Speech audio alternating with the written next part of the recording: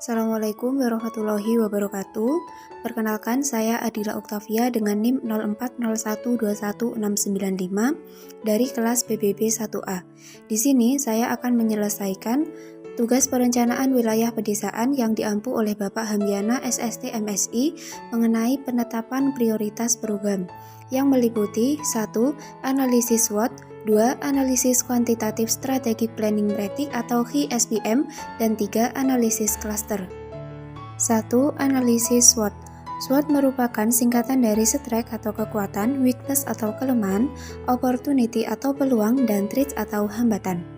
Analisis SWOT merupakan suatu bentuk analisis yang digunakan oleh manajemen perusahaan atau organisasi yang sistematis dan dapat membantu dalam usaha penyusunan suatu rencana yang matang untuk mencapai tujuan perusahaan atau organisasi tersebut. Kunci utama dalam menyusun rencana terpadu adalah berbasis pada wilayah atau kawasan. Wilayah atau kawasan dimaksud merupakan lokasi di mana infrastruktur bidang PUPR akan direncanakan dan dibangun. Kunci lainnya adalah aktivitas ekonomi yang perlu dukungan infrastruktur bidang PUPR. Dasar-dasar pertimbangan perencanaan pembangunan infrastruktur adalah banyaknya jumlah komponen dalam perencanaan dan desain infrastruktur yang saling terkait, saling memberi dampak dari satu infrastruktur kepada infrastruktur lainnya. Pendekatan keterpaduan diperlukan untuk keberhasilan pemberian layanan akan infrastruktur. Kriteria keterpaduan rencana terpadu pembangunan infrastruktur bidang PUPR. 1. Fungsi merupakan gambaran di lapangan ketika infrastruktur bidang PUPR berjalan sesuai dengan rencana, yaitu ketika dapat dimanfaatkan oleh pengguna. 2. Lokasi adalah tempat di mana infrastruktur bidang PUPR direncanakan akan dibangun, tempat di mana lokasi aktivitas ekonomi kawasan berada. 3. Besaran dan volume. Besaran dimaksud meliputi luas, panjang atau lebar, kapasitas, unit atau jumlah satuan agar tidak ada investasi yang berlebihan, atau kekurangan besaran sehingga infrastruktur bidang PUPR dimaksud tidak berfungsi dengan baik. Yang keempat adalah waktu. Pengembangan infrastruktur harus dilakukan sesuai dengan waktu yang direncanakan agar tidak terjadi keterlambatan pengembangan wilayah atau kawasan. 5. Besaran dana atau anggaran. Besaran dana atau anggaran adalah hasil perkalian antara besaran atau volume pekerjaan dengan unit cost yang berlaku di lokasi di mana infrastruktur bidang PUPR akan dibangun. Yang kedua adalah analisis kuantitatif strategic planning metric atau HSPM. HSPM merupakan sebuah metode untuk menentukan prioritas alternatif strategi yang diperoleh dari analisa SWOT atau alat analisis yang digunakan untuk menentukan strategi yang akan digunakan berdasarkan dari kemenarikan alternatif-alternatif strategi yang ada.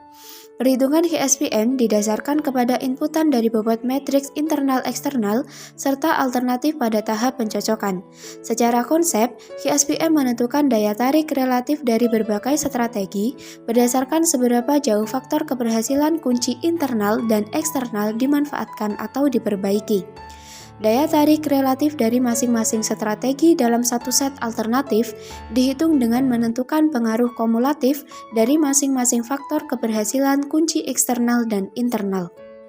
Langkah-langkah pengembangan HSPM. 1. Susun daftar kunci eksternal atau peluang dan ancaman, serta daftar kunci internal atau kekuatan dan kelemahan perusahaan pada kolom kiri dari HSPM. 2. Berikan bobot untuk setiap faktor kritikal keberhasilan internal.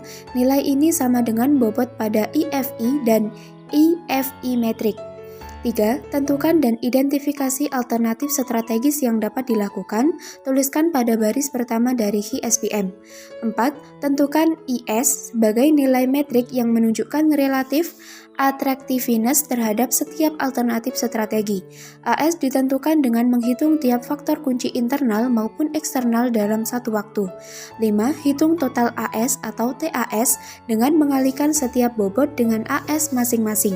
TAS menunjukkan relatif attractiveness setiap alternatif strategi.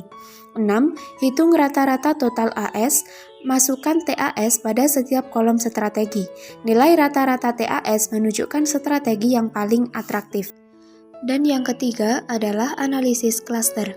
Metode analisis klaster adalah metode pengelompokan wilayah atau objek berdasarkan karakteristik yang sama atau homogenitas dari sejumlah kriteria atau multivariabel. Jenis skala data yang dapat dipergunakan adalah interval atau rasio. Metode ini dapat mengelompokkan sejumlah besar wilayah atau objek dengan data atau indikator yang jumlahnya besar. Adapun tujuan dari analisis klaster adalah sebagai berikut. 1. Mengelompokkan wilayah atau objek berdasarkan karakteristik yang sama atau homogenitas dari sejumlah kriteria atau variabel yang dimiliki wilayah atau objek yang bersangkutan. 2. Mengetahui anggota pada masing-masing kelompok. 3. Mengetahui karakteristik pada masing-masing kelompok. Dan 4. Mengetahui jarak masing-masing kasus terhadap rata-rata atau senter kelompok. Jenis-jenis analisis klaster. 1. K-means cluster atau ditentukan dahulu kelompoknya. 2. Hierarchical cluster atau jumlah kelompok belum ditentukan terlebih dahulu.